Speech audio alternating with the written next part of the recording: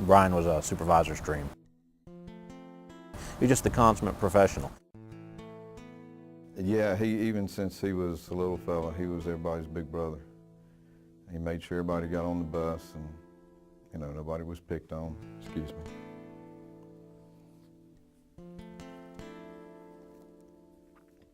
Brian was responding to assist other officers with the highway patrol, several troopers from the highway patrol, and his partner, his own partner, with a pursuit. When that pursuit ended in a jump and run, the foot pursuit went into the woods, and Brian and all of us who were responding, we couldn't hear what was transpiring at that time. We could hear that the officers were fighting, and Brian, being the closest person, was traveling as fast as he could to get there. And in a curve approximately a quarter of a mile away from the incident, Brian lost control of his vehicle and he crashed. The troopers and his partner were walking the suspect out of the woods. So they saw the vehicle, they saw it overturned, they immediately raced to it.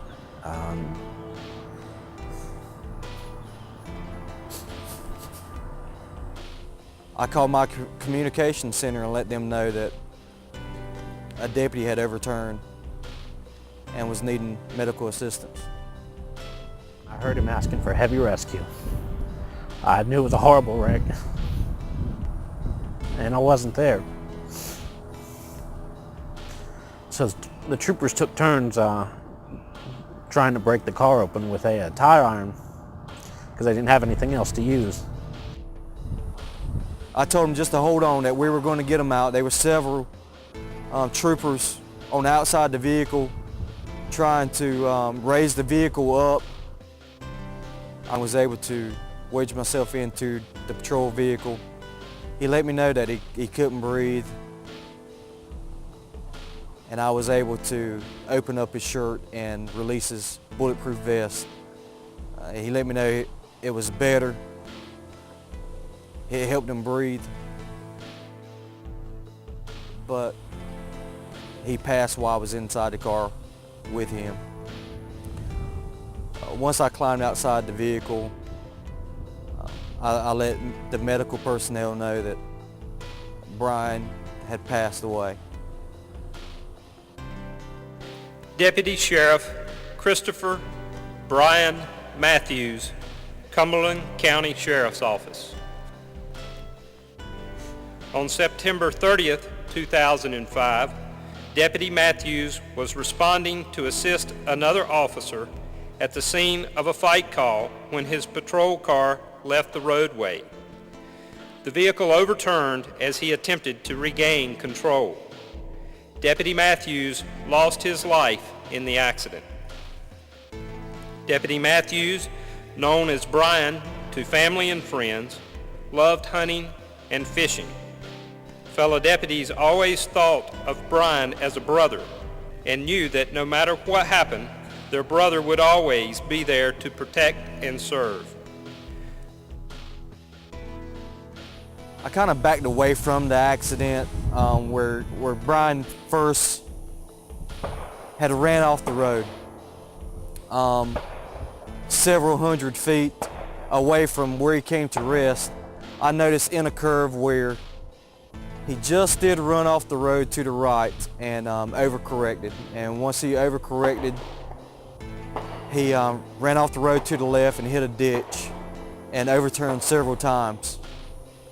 I've investigated several, maybe 100 or so, rollovers in Cumberland County the years that I worked there. And this one had a bigger impact than any other one I had ever investigated. Seeing a fellow officer, it was a terrible sight to see. Looking down at your officer and seeing him there,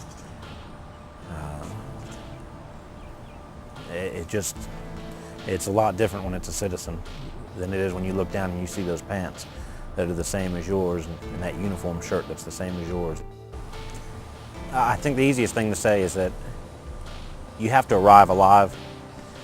You can't be in such a rush to get there that you take your, you lose focus on what you're doing. More officers are killed in vehicle crashes each year, statistically in the last few years, than they are by felonious assault. Take your time, just arrive safe. I'm old school and I kind of have some rules. And number one is a good shift is a shift where everybody goes home.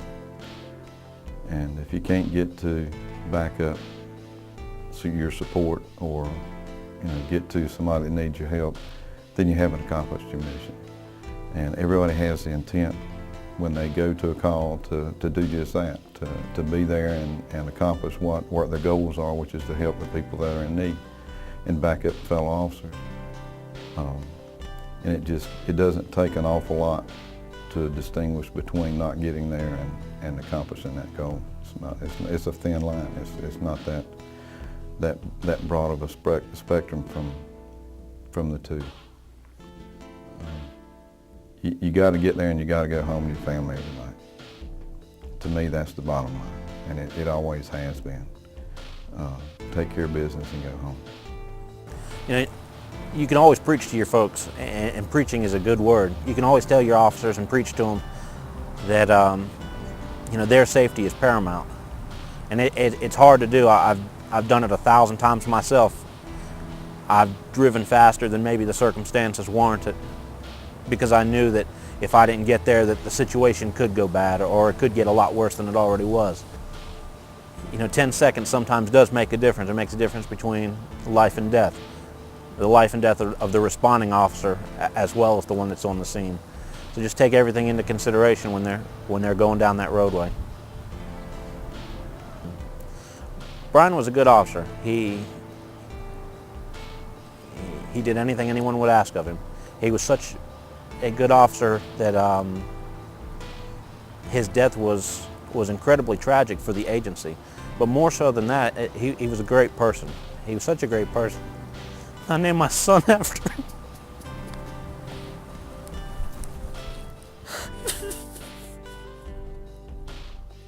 You got to go home. And if it's one more little training session that you have to sit through, and it teaches you just that little extra edge that gets you home, that's why we're doing this. Because everybody's got to go home at the end of the shift.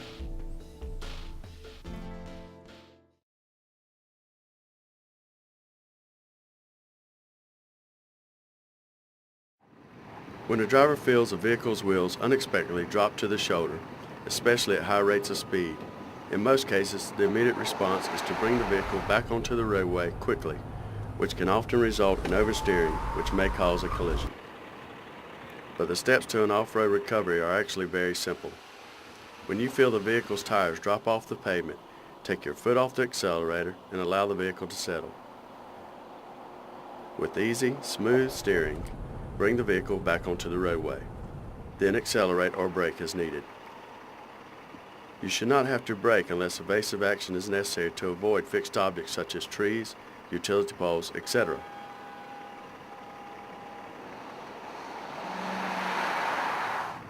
This technique also applies when four wheels go off the roadway.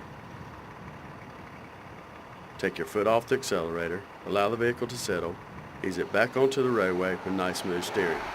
Then accelerate or brake as needed. The off-road recovery technique for SUVs is no different than that for the sedan. Go over the steps to yourself as you watch the SUV conduct the two-wheel and four-wheel off-road recovery exercises.